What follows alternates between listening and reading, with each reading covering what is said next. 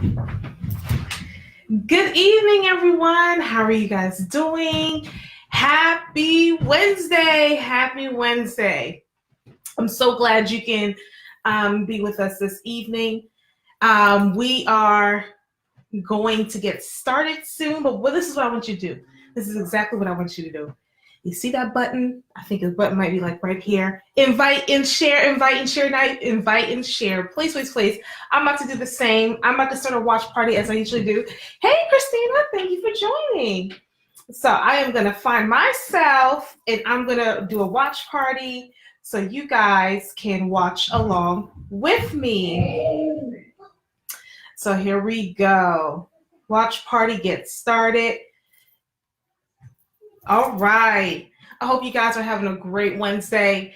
The weather is getting better. Today's the first day of spring, and we're so excited. Like, I love spring. I got married in spring, and it's truly exciting. Everything starts blossoming. You see how everything changes to greenery. Hey, thank you so much for joining. And so I'm just super excited. As we have Gabriella will join us a little bit later, but we're going to get into the minutia of things because last Wednesday, everybody had the crisis of Instagram and Facebook going down. And there she is. And so as I was doing my live, I was wondering why nobody was like participating with me, right? So that's when we found out, oh, the big crisis happened with Instagram and the planner didn't plan, right? So cool. But since nobody was able to see the message, I wanted to make sure that we did the message again. All right. Hey, Miss Micheline, thank you for joining. Hi, Micheline. Okay. So this evening we're talking about how to host a women's conference. Hosting a women's conference and how to fill seats. And so these are three good nuggets to help you with that. So a lot of conferences are starting to pop off because second quarter is coming. Usually around second and third quarter, we have a lot of conferences. And then fourth quarter, maybe in the beginning a bit, not so much closer to the end. So we're making sure that we give you good information so that you can be fulfilled and have everything that you need for your event, right? Okay, perfect. Hey, Shalene, thank you for joining. Okay, so here's the first thing. Keeping it intimate. That may seem weird, right? You're saying conference. No. We're going to be talking to the people. I'll talk and then you get to do your thing, okay? Okay, cool. So, Mamapreneur, what you're going to do, right? So, the first thing you do is keep it intimate. And so when you think of a conference, you're like, what are you talking about, Melissa? Like, I want to sell out. I want 150, 200 people. Sometimes smaller is better because you have a bigger impact. And so how to fill the seats. If you know that there's going to be a great people in the room, I'm going to get great information. It is intimate, and I almost have like one-on-one time with like the guest speakers or the panelists. I'm keeping it to 50 people. The first 50 people, that is it. Tickets are sold out. That's how you do it. And so it gets that where you feel like you almost like when it's a Beyonce ticket. And you're like, the tickets are going on sale. If you don't have Visa, all of that things that you put together to say like, this is what needs to happen for me to get a ticket. I'm going to get a Visa card because I want to be the one to be able to get those tickets before it gets sold out, or MasterCard. However they do it, whichever platform that they use for. So we want to make sure that you keep it intimate, and that's okay, right? So the other thing, hey Janelle, how are you doing? The other point, and so that's number one, is keeping it intimate. 50 or below is basically considered intimate. When you start getting to 75, it's like, oh, okay, 100 is definitely not intimate, right? So keeping it intimate means that you can sell tickets out faster. Number two, a special speaker. And so when you have a special guest, a special speaker, that means it's somebody who is really known in the area, maybe an influencer. I'm not talking about Oprah level, but at least somebody who is really experienced in the field, or the guru in that expertise in that area. And so having somebody like that on your tickets would then definitely start filling out seats, right? It's the numbers are butts and seats, but making sure that the content is still great. So having a special guest speaker definitely can do that as well. Making sure you're picking out somebody who is a guru in that area. And I keep saying guru because if like for event planning, I'm going to look for somebody like David Tutera. If he's there, oh, okay, that brings another level. Oh, they're really good at what they do, right? And so I want to be in the room because they're good at what they do. So I'm purchasing a ticket. So think of a special guest. So that's number 2. Can we say number 3? Give them a number 3. Camera's here. Number 3. Okay, 3. Panelists. I don't think a lot of people know how impactful having a panel is. So having a panel means that you have multiple people speaking, right? And so like on Monday, I am going to be a part of a panel, and I think it's 4 or 5 of us on the panel. Okay, 4 or 5 of us on the panel, and we all bring different levels of experience. And so automatically the event seems very impactful because we're seeing somebody who's an influencer. I think somebody has a nonprofit that talks about women's empowerment or girls empowerment. I do event planning. Somebody else is like a fashion blogger. And so there's different areas, but there's impacting on how to be a boss and how to run your business on social media and in person, and how did you get started.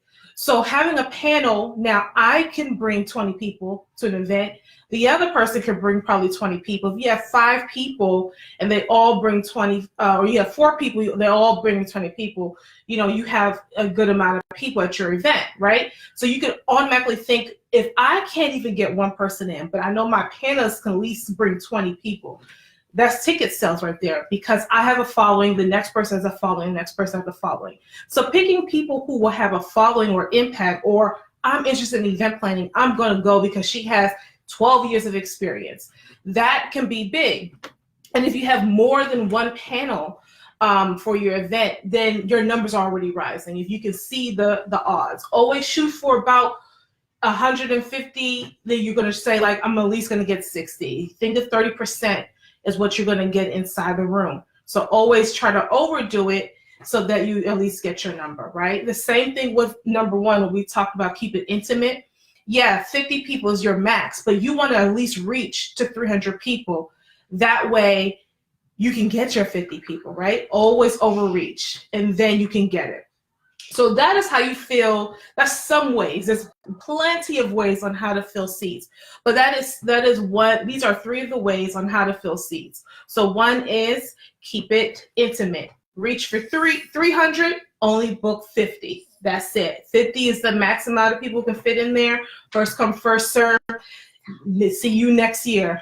Then number 2, having your special speaker, your guest speaker, somebody who's a guru who can bring a crowd out. Not saying you need to spend $3,000 on a speaker, but think of somebody who can really bring somebody out. And there's other ways to get big speakers like that. You can purchase their book, say like, hey, we'll purchase 50 books. Everybody gets a copy, something like that, right? You can work those deals out. And then number 3 is having a panel. A panel would definitely bring more people out to the crowd.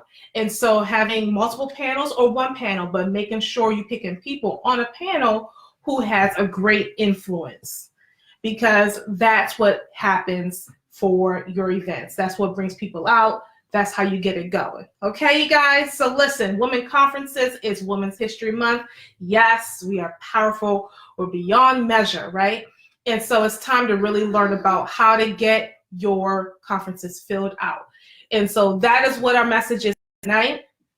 As we have Gabrielle in the background, I know you see her moving around. Mompreneur, what are you going to do, right?